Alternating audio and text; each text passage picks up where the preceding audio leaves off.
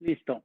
Bueno, les comentaba, el proyecto final, pues bueno, ya lo compartí. No sé si alguien ya lo haya por curiosidad, al menos echado un vistazo. Si no, pues váyanlo haciendo. Ese proyecto es una propuesta que yo siempre establezco en la unidad de aprendizaje. Si ustedes quieren hacer alguna otra propuesta, pues la siguiente semana será la semana en la que podrían pues plantearme esa posible propuesta, la revisamos y vemos si es factible para que reúna los requisitos de un proyecto, y eso sería lo que me estarían entregando. Si deciden hacer esta propuesta que ya está ahí en el Classroom, pues bueno, ese será el que tendrán que desarrollar en equipo, ya sea como hayan quedado sus grupos formados de 2 o de 3 personas. Eh, Así será el proyecto, ¿no? Entonces, ¿qué es lo que yo voy a ir haciendo en estas sesiones? Comenzar a explicarles primero de qué trata esto del protocolo de BitTorrent, primero teóricamente, conceptualmente, y luego ya ir haciendo pequeños ejercicios de cómo se va implementando. Hacer la implementación completa del protocolo BitTorrent no nos alcanzaría el tiempo que resta para hacerlo. De hecho, esta es una implementación acotada, reducida del protocolo. Yo no voy a dar, por supuesto, todo el código. Voy a ir dando pues las guías, algunos fragmentos de código de qué pueden hacer, y ustedes serán quien tendrán que desarrollar pues la última parte.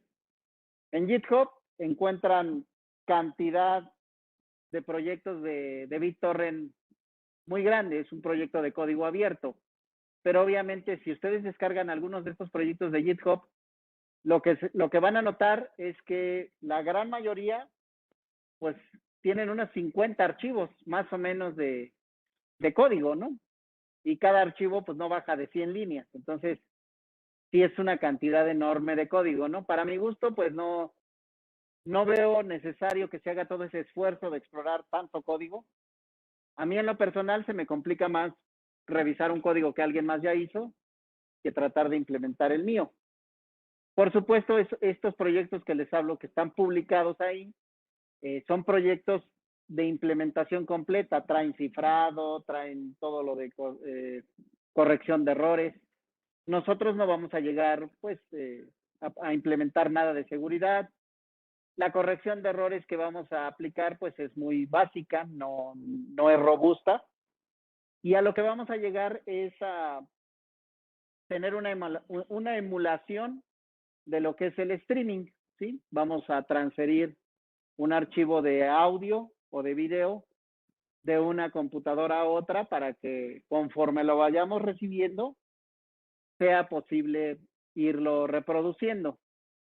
Hasta ahí, pues digamos que hasta con sockets lo podrían hacer, no hay mucho problema en hacer eso. El problema está cuando yo voy a pedir a propósito cerrar una terminal, una consola, se va a interrumpir abruptamente la ejecución, la transferencia, y les voy a pedir que vuelvan a arrancar solamente ese programita, y todo deberá de seguir operando como si nada hubiese pasado, ¿sí? Tanto la descarga como la transferencia, es decir, si llevaba, no sé, un 30% del archivo descargado, deberá de continuar en ese 30% y no volver a iniciar, porque si no, pues bueno, perdemos el sentido de lo que es el proyecto, ¿no? ¿Sí? Entonces, bueno, ¿hasta aquí alguna pregunta? ¿No? Ok, bueno, seguimos. Eh, el primer problema que se plantea cuando se propone el protocolo de BitTorrent es cuando yo descargo un archivo de alguna página web, el primer problema al que me enfrento es, si soy el único usuario, no hay ningún problema. Si son 10 usuarios, tampoco. Si somos 50, tampoco.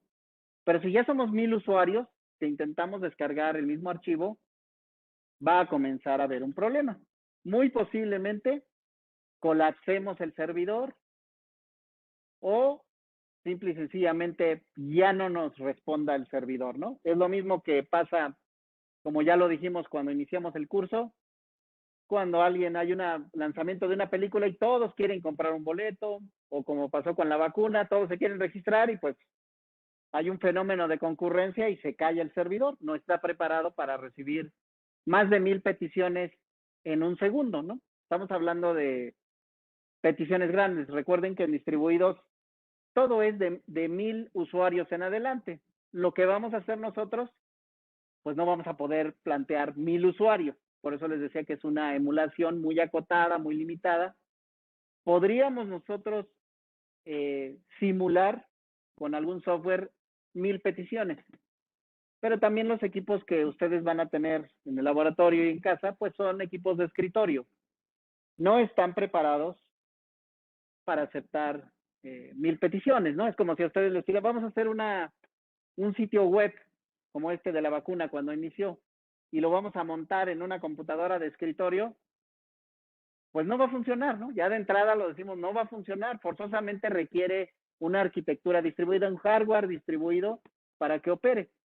¿Dónde está ese hardware distribuido? Pues ya lo hemos dicho, solamente pues adquiriéndolo, que es muy caro, o la otra es adquiriendo un servicio en la nube de Amazon, de Azure, del que ustedes quieran, ¿no? ¿Sí? Si no, no hay forma de que nosotros recibamos más de 1000 peticiones por segundo y podamos atenderlas, ¿no? El software no tiene capacidad para atenderlo.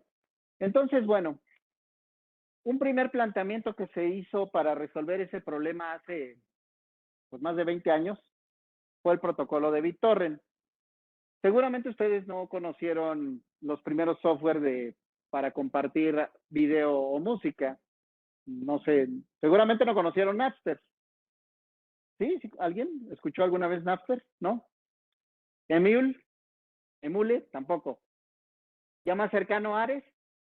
Ares sí, ¿no? Bueno, es el mismo tipo de software del que estamos hablando. De hecho, algo parecido a lo de Ares es lo que vamos a pretender hacer como proyecto. Por supuesto, sin que tengamos una interfaz gráfica de tipo Ares, sin que pretendamos tener cientos de usuarios ahí conectados, descargando nuestros archivos, no. Es algo muchísimo más limitado, ¿no? Entonces, básicamente este protocolo, que es el protocolo de BitTorrent, es el que sentó las bases para hacer el intercambio de archivos. Esto es conocido como en las redes peer-to-peer. No sé si alguien ha escuchado este término, peer-to-peer. ¿Sí? ¿Alguien ha usado alguna red peer-to-peer? ¿No? Bueno, lo que vamos a construir es precisamente esa red peer-to-peer. Si has usado Torrent, ya has usado una red peer-to-peer. ¿De qué se trata una red peer-to-peer? De compartir. ¿Sí? Los usuarios, por ejemplo, tú te conectas a una red como Ares para descargar un archivo de video o de música o de software. La idea no es que te conviertas en un término que se utiliza aquí en este protocolo que se llama sanguijuela, que es yo nada más llego a consumir y una vez que obtuve lo que yo quería, me retiro de la red. No, la idea es que tú siempre contribuyes con algo a la red. ¿Quieres un software? ¿Quieres una película? ¿Quieres un audio? Tienes que primero decir, ingreso a la red y yo voy a aportar con este archivo de música, con este archivo de video. Y aunque yo ya haya descargado lo que venía a descargar, pues no simplemente me desconecte y diga, pues hay que sigan los que puedan, ¿no? Es una red recíproca, con una política donde pues tiene que haber ese espíritu de compartir. Entonces, la idea es convertir la máquina cliente en una máquina servidor. Todo lo que hemos estado viendo de códigos desde C, Java y lo poquito que hemos visto de Python, siempre hemos hablado de un cliente y de un servidor. Pero ahora tenemos que tener un código que a veces opere como cliente y a veces opere como servidor. Eso va a depender de las circunstancias y las condiciones en las que estemos participando en la red. ¿De qué estoy hablando?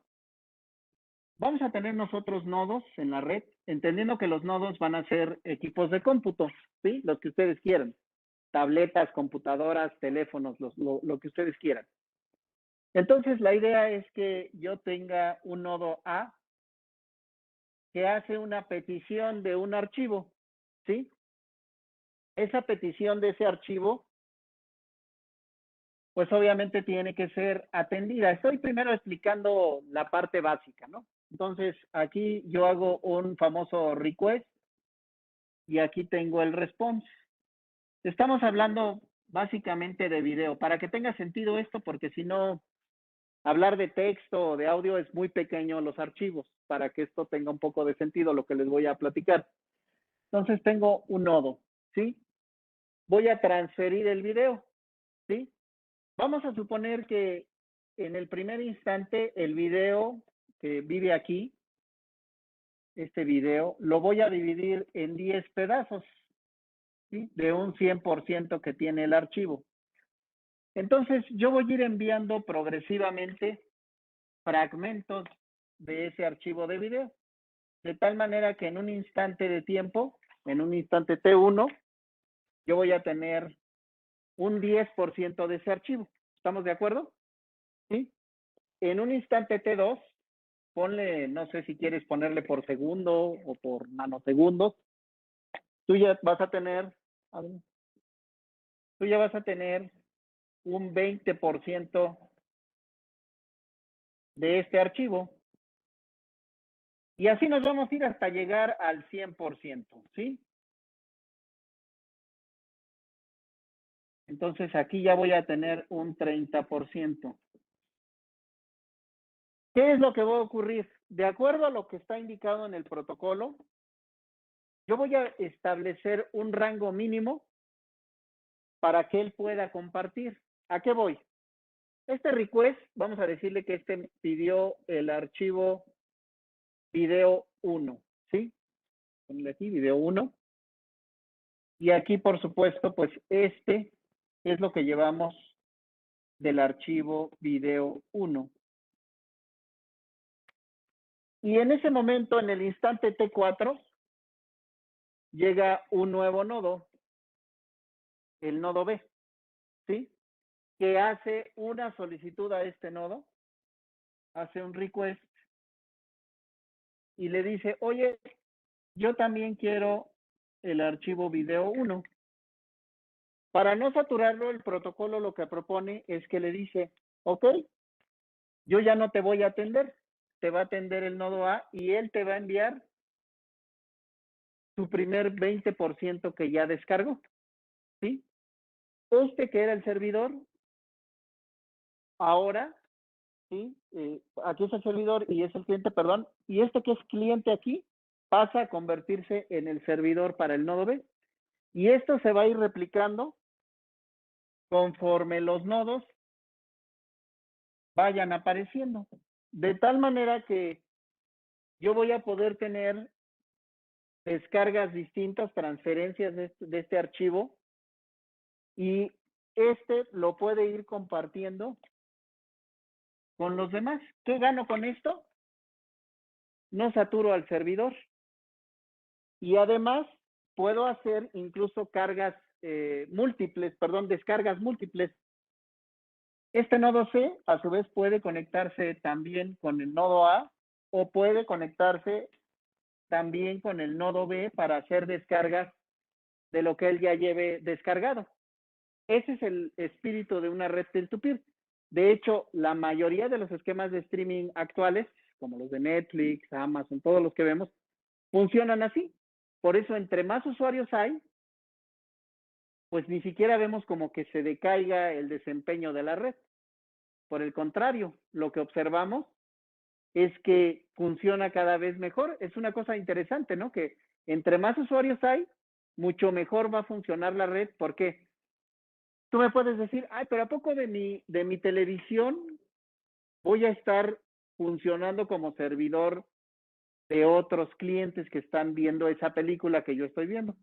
Pues sí, porque estamos hablando de fragmentos muy pequeños de video, no le vamos a enviar megas de video, le vamos a enviar bytes o kilobytes, y el protocolo lo que hace es de manera aleatoria ir decidiendo de qué nodos va mandando las diferentes partes del archivo. Ahorita en la slide lo vamos a ver de manera gráfica, ¿sí? pero ese es el espíritu con el que nace todo lo que es el streaming. Por supuesto, no podemos decir que así opere internamente Netflix, pero este fue el principio que está publicado con el cual empiezan a operar todos ellos. Seguramente tienen algunas otras reglas, tienen a lo mejor modificaciones, adaptaciones, pero así es como va funcionando, ¿sí? ¿Sí me expliqué hasta aquí? ¿O hay dudas? ¿No? Entonces, bueno, vamos a ver aquí. Yo puedo tener una red como esta que les presento aquí gráficamente en pantalla, que es una red peer-to-peer. ¿Sí ven? Estas líneas que están conectando a los nodos son o representan las conexiones. Vendrían a ser los sockets, si lo viéramos desde el punto de vista primitivo. ¿Cuál sería el problema de tener muchas conexiones con sockets? ¿Sí recuerdan cuál es el principal problema que tienen los sockets? Bueno, ese podría ser una, hay otras. Así es, tenemos comunicación uno a uno. Otro problema que hay, que ustedes lo experimentaron cuando hicieron los primeros ejercicios. Sí, aunque sí tenemos sockets full duplex, pero sí hay semiduplex. Otro problema, ¿qué pasa cuando estoy en un socket y uno de los nodos lo cerramos y queremos volver a ejecutarlo? ¿Sí recuerda alguien? ¿Tiene que? ¿Y qué pasa cuando intento hacer otra vez la conexión? ¿Sí me deja? ¿Está qué? Pero hay un problema con los puertos. ¿Sí recuerda alguien cuál es el problema? El puerto está ocupado. Se queda por lo menos un minuto, en la teoría, ocupado. A veces es más tiempo. Y no nos queda de otra más que cerrar todo para volver a ocuparlo. Entonces, en este esquema, dependo de qué sistema operativo tengo yo. Si es un sistema operativo Windows o Linux, me voy a estar enfrentando a ese problema de que si el puerto lo abrí con el puerto 5000 y hubo un error, al menos me voy a tener que esperar un minuto de aquí a que el sistema operativo decide liberarlo para poder utilizarlo. Entonces, imagínense en un esquema de transferir un video o una película, pues eso es una barbaridad de tiempo, que yo le diga al usuario, espérate un minuto para que yo pueda restablecer la transferencia, ¿no? Hay otro esquema donde tú colocas un servidor central para que precisamente cuando hay problemas, él pueda tratar de solucionarlos. ¿A qué me refiero con problemas? Eh, el hecho de que, digamos, cerramos uno de los nodos o su conexión está muy lenta, alguien la tiene que estar operando. Pero aquí nos vamos a enfrentar a otro problema, que es, si yo tiro el servidor central, pues pasa lo mismo que en el tradicional esquema cliente-servidor. Ya no hay nadie que pueda supervisar el esquema de la red. Conceptos que hay que familiarizarse aquí en el protocolo BitTorrent. Hay peers, que son los nodos o los puntos, como a veces lo traducen los españoles, nodos. Los seeders, que son las semillas. ¿Qué significa tener un seeder? Es un nodo que llega a participar en la red aportando con algún archivo de cualquier índole, ¿no? Software, video, audio, o sea, llega a compartir. Si yo quiero pertenecer a la red, y eso es lo que traigo. Es como el que llega a la fiesta y dice, ah, pues traigo un pastel, traje algo para comer, ¿no?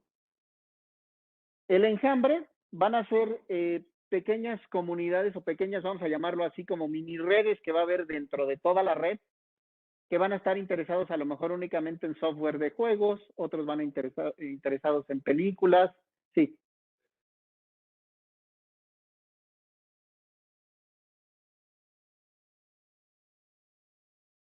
¿Está qué?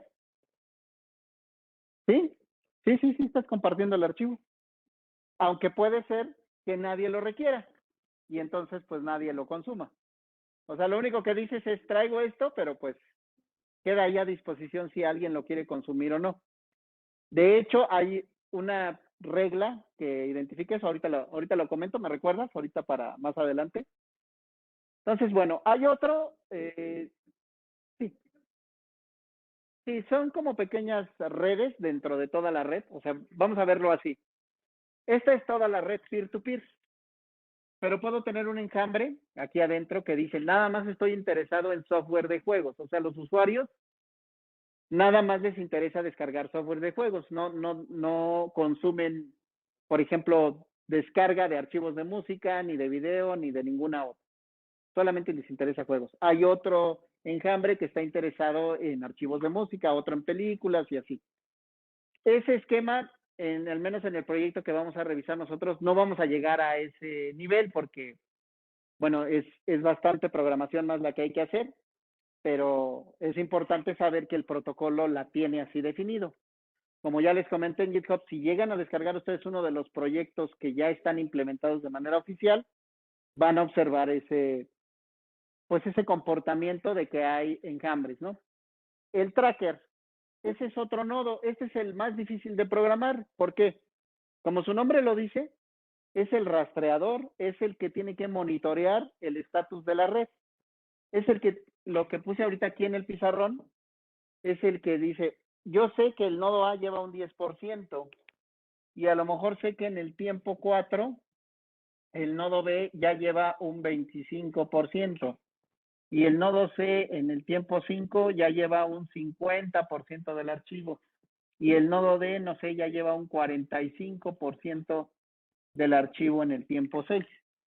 Este tracker pues tiene que ser un código que literalmente va preguntándoles a todos cuál es su estatus actual, está revisando si está en línea, no está en línea, y obviamente qué archivos comparte y qué archivos está consumiendo, si se desconectó, si no se desconectó, cuánto tiempo lleva viviendo en la red, o sea, a lo mejor es un nodo que lleva conectado 12 horas o es un nodo que lleva 10 minutos. Y con base en eso también hay políticas para decidir a qué le vas a dar acceso, vamos a decirlo así como si fuera cliente preferencial, decir, este usuario ya lleva mucho tiempo en la red, entonces hay que darle ciertos beneficios, ciertas preferencias, porque nos damos cuenta que es un nodo que no se va a ir. O a lo mejor es un nodo muy inestable que lleva una hora, pero en esa hora se ha desconectado 20 veces, ¿no? Entonces, no es confiable para la red, lamentablemente, ¿no? Pero eso es algo que va a ir ocurriendo, ¿no? Y finalmente tenemos el último, que son los leechers, que son las famosas sanguijuelas. Como su nombre lo dice, pues son los que llegan a chupar sangre, ¿no? Son los que ya dijimos, estos nada más llegan, les interesa consumir un archivo, lo consumen y se retiran. El protocolo también tiene definido reglas para decir, si es un nodo que nada más llegó a consumir y no aporta nada a la red, le voy a restringir el ancho de banda de tal manera que si es un archivo que él lo puede consumir en una hora, a lo mejor hago que lo consuma en 3 horas. ¿Para qué? Para poder utilizar sus recursos en beneficio de la red. Porque ya les dije, él puede funcionar como ¿qué? Como intermediario entre todos los demás nodos para que se convierta en servidor. ¿Sí? ¿Voy bien hasta ahí? Bueno. Bueno, este ya lo había comentado en el anterior. ¿Qué es un archivo torrent? En el ejercicio que vamos a ver, podemos utilizar un formato de tipo JSON. Ahorita no voy a entrar en muchos detalles, pero quiero que observen algunas cosas. Viene una palabra que en este caso son los fragmentos. Hace rato les dije, yo tengo un archivo de video que lo puedo dividir en 10 fragmentos o en 100 o en los que tú quieras. Aquí en este caso, como es un archivo de imagen el que está aquí, solamente lo dice, no, pues es un archivo de imagen, no necesito dividirlo en muchos pedazos. Viene un código para identificar cuál es el último fragmento, cuál es la ruta local del archivo, que en este caso se llama Tetris. El tracker, como lo ven aquí, dice localhost. Obviamente aquí tendría que venir una IP cuando ya lo tengamos en la red, ¿sí? El nombre del archivo, viene un checksum. Sí, todos ubicamos, ¿verdad? En protocolos, ¿qué es un checksum? ¿Sí? ¿Quién me dice? ¿Qué es un checksum? ¿O para qué sirve?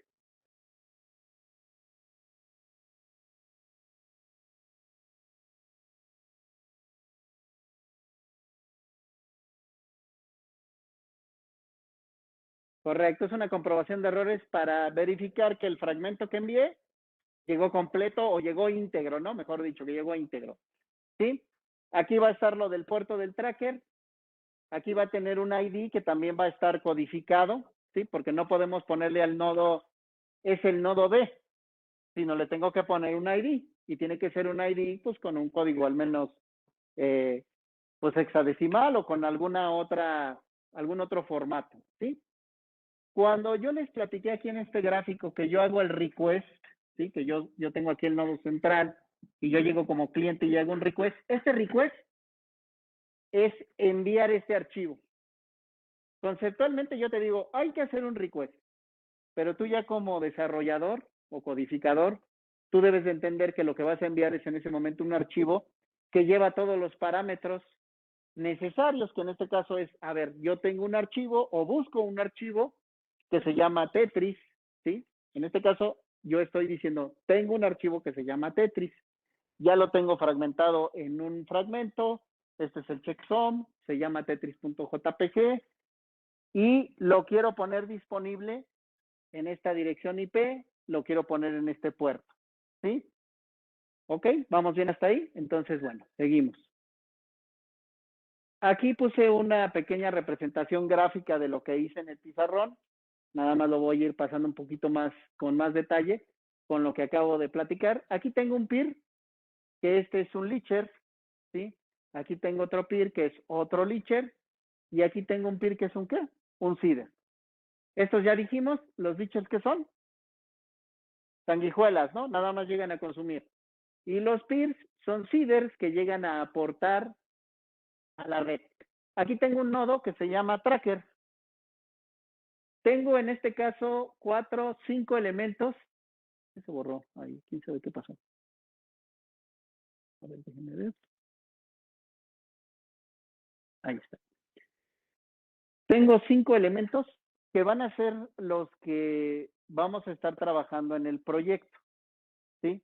Este es realmente el proyecto que vamos a hacer. Tú vas a tener que tener forzosamente un programa HTTP, un servidor web. ¿Qué significa que tú tengas un servidor web? No quiere decir que vamos a hacer un Tomcat o un Glassfish, que eso es demasiado robusto para lo que queremos hacer nosotros.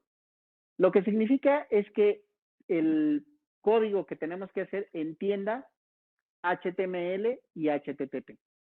Con que entienda esas dos cosas, ya podemos decir que se trata de un servidor web, ¿sí? Anoten eso porque luego después me preguntan, ¿y entonces tengo que instalar Tomcat o Glass? No, no. Este es un código que tú tienes que hacer, es un código muy pequeño. Puedes bajar las bibliotecas de Java o de Python que ya hacen pues la implementación del HTTP y del formato HTML. Obviamente tú tienes que explorar un poco la API para saber cuáles métodos vas a utilizar. Tiene como 1000, no vamos a usar 1000, vamos a usar como 5, ¿sí? Enseguida, lo que tú observas aquí de este peer, ¿qué le está enviando esta página web? El torrent, o sea, le está enviando el archivo, ¿para qué? Para que él conozca a cuál red torrent se tiene que conectar, ¿sí? Él no va a descargar el archivo de música que le interesa de este servidor. Él nada más le va a informar, el archivo de música o el software que estás buscando o la película que estás buscando, te mando en este archivo todos los datos de a qué red te tienes que conectar, en qué puerto, en qué IP, para que tú te conectes a esa red y tú obviamente te presentes, les digas qué vas a compartir, qué es lo que llegas a consumir y te acepten dentro de la red y comiences a trabajar. Entonces, eso va a ser lo que sigue. Con esa información que él recibió, ahora ya sabe que se tiene que conectar con el tracker, ¿sí? ¿Por qué? Porque en ese archivo torrent venía el puerto, venía la IP, y entonces se anuncia, dice aquí. ¿Qué significa conceptualmente se anuncia? Le tengo que enviar otro archivo, JSON, donde le digo quién soy, qué archivo busco, ¿sí? Bueno, perdón, qué archivo voy a aportar, ¿sí? Y enseguida el tracker me va a contestar con una lista de peers. Me va a decir, actualmente tengo 2 nodos, ¿sí? Aquí esto es gráficamente, ¿eh? Obviamente pues, le puede regresar una lista de 1000 nodos, donde le dice esta es la IP, este es el puerto, y estos son los archivos de cada uno de los nodos que están disponibles para descarga, ¿sí? ¿Estamos de acuerdo hasta ahí? Entonces, como ya le respondió con la lista de peer, ¿qué sigue ahora? El tracker obviamente ya lo registró al nodo A, le dice, ya sé quién es, ya sé que va a intentar conectarse con alguno de los nodos de la red, y entonces el nodo A ya con esa información va a ir a hacer algo que se le conoce como el ACK o el acuerdo con esos nodos, ¿sí? Para decirle, ok, soy fulano de tal, la información me la pasó el tracker, me está diciendo que tú tienes la película que yo requiero descargar o el software que yo requiero descargar, y también lo va a hacer con el nodo B. Si se fijan, es una petición doble. ¿Para qué? Para que pueda hacer la descarga mucho más rápido. Obviamente en distribuidos esto tendría que ser por lo menos con unos 50 nodos para que la descarga sea muy veloz. De hecho, en las redes sociales, cuando tú descargas algún video, aunque es cortito, por eso funciona así, porque lo puedes descargar de muchos usuarios. Eso sí está documentado, luego les paso el paper donde viene explicado esto. Y entonces, una vez que ya pasó esto, empieza ¿qué? La transferencia de los fragmentos del archivo. El archivo nunca se va a enviar, como se los platiqué aquí, en orden. O sea, no va a decir, ahí te va el fragmento 1, luego el 2, el 3, el 5. No, puede ser que diga, yo te voy a enviar el fragmento 1, él te va a enviar el 10, el 15, el 20, el 30. Van a llegar en diferente orden y secuencia. ¿Para qué? Para facilitar la velocidad, la, la agilidad. A cambio, yo voy a tener que armar el rompecabezas, por supuesto. ¿Sí? Bueno, gráficamente, así es como funciona el BitTorrent. Yo me yo me conecto a al, ¿al qué?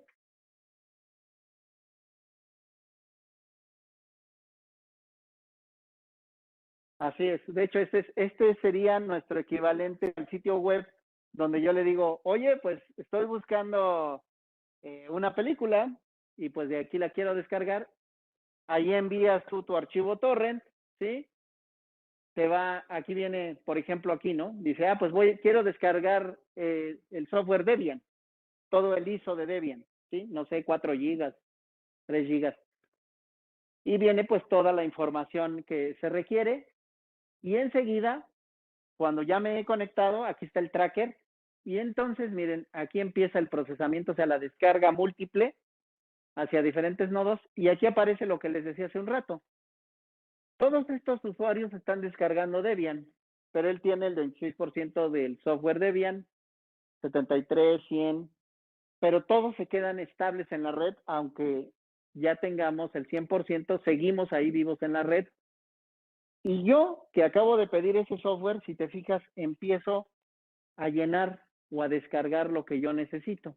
No tengo que esperar o en una secuencia para ver a qué hora está disponible para enviarme el otro pedazo, sino que el protocolo, ese es el chiste del protocolo, que él va viendo las velocidades de red, los tiempos de respuesta, y entonces va decidiendo de qué nodo va haciendo la descarga, y entonces tú por eso puedes ver muy rápidamente la secuencia de todo el video.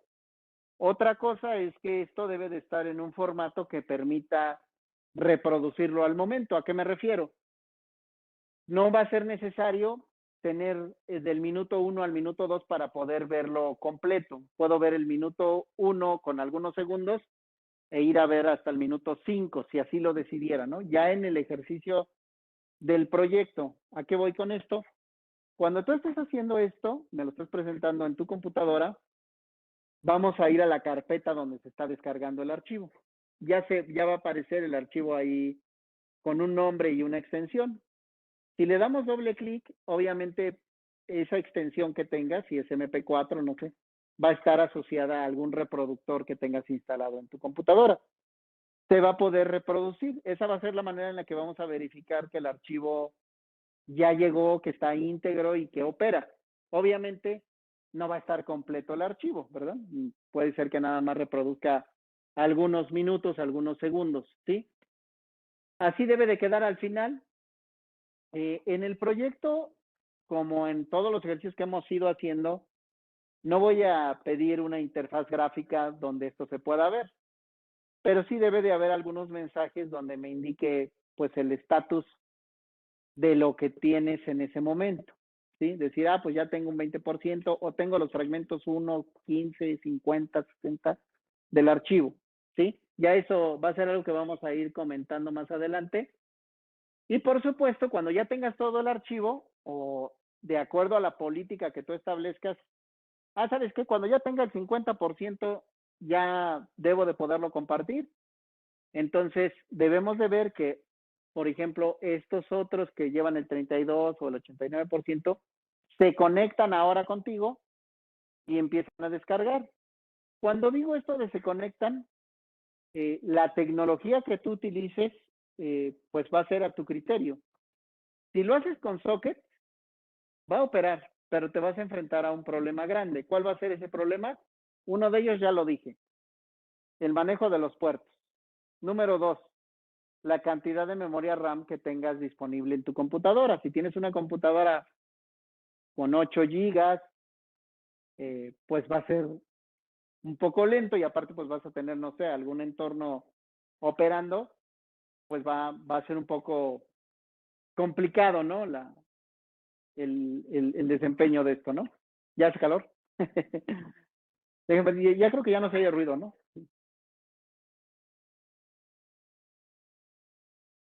En un poco de aire. Sí.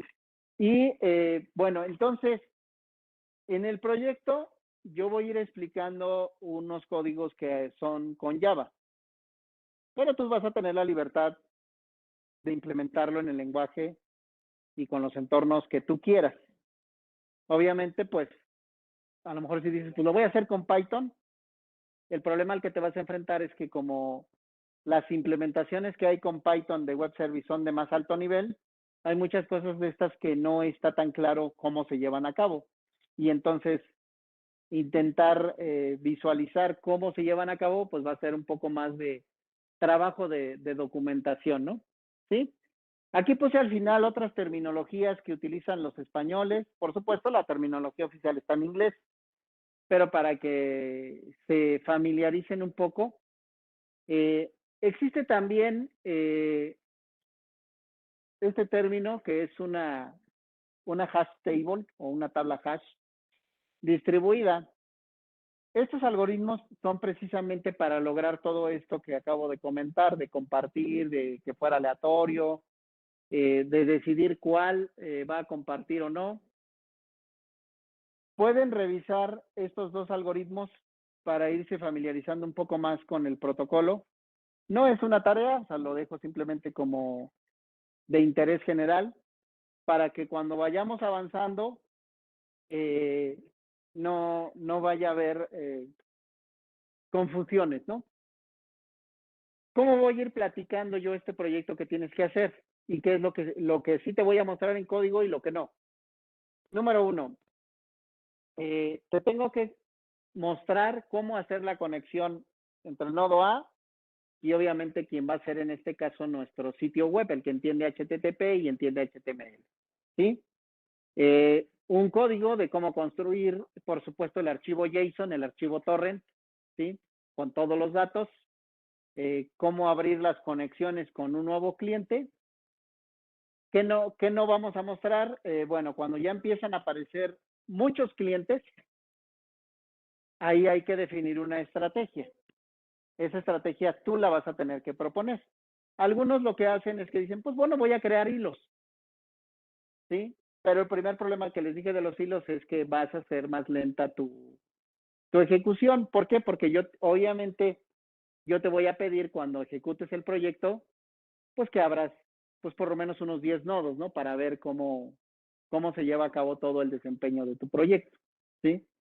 Y obviamente, pues tendrás que tener al menos unos 10 archivos de video que mínimo pesen unos 100 megas, ¿no? No vamos a poner, digo, no te voy a exigir que pongas gigas, porque si no también de aquí a que los transferimos, pues vamos a esperar un rato.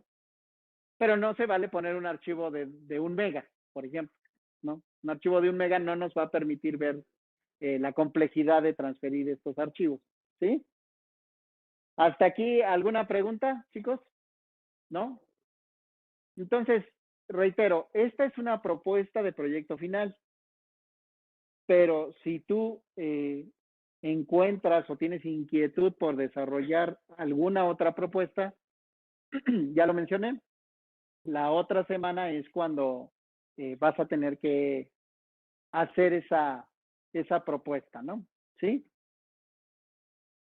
¿Dudas, preguntas, comentarios? En línea, no sé si están todavía por acá, si me han estado escuchando o nada más se graba, no lo sé. Si están ahí, chicos. Sí, profe. Ah, sí, sí, están ahí. Bueno, entonces, esta es la primera clase, ya dije, de cómo vamos a ir haciendo el proyecto. Vamos a ir avanzando sobre estas. Tenemos que seguir viendo lo de web service. Ahorita vamos a hacer una pausa porque si recuerdan en el Classroom, el viernes toca hacer nuestra segunda evaluación. ¿Sí? Esa la vamos a hacer en línea. Entonces, vamos a dejar como ayer, bueno, no ayer, el lunes, con sus otros compañeros, revisé esto. No quiero avanzar con ustedes con lo demás porque si no me voy a desfasar con ellos. ¿Sí? Con el otro grupo de distribuidos. ¿Sí?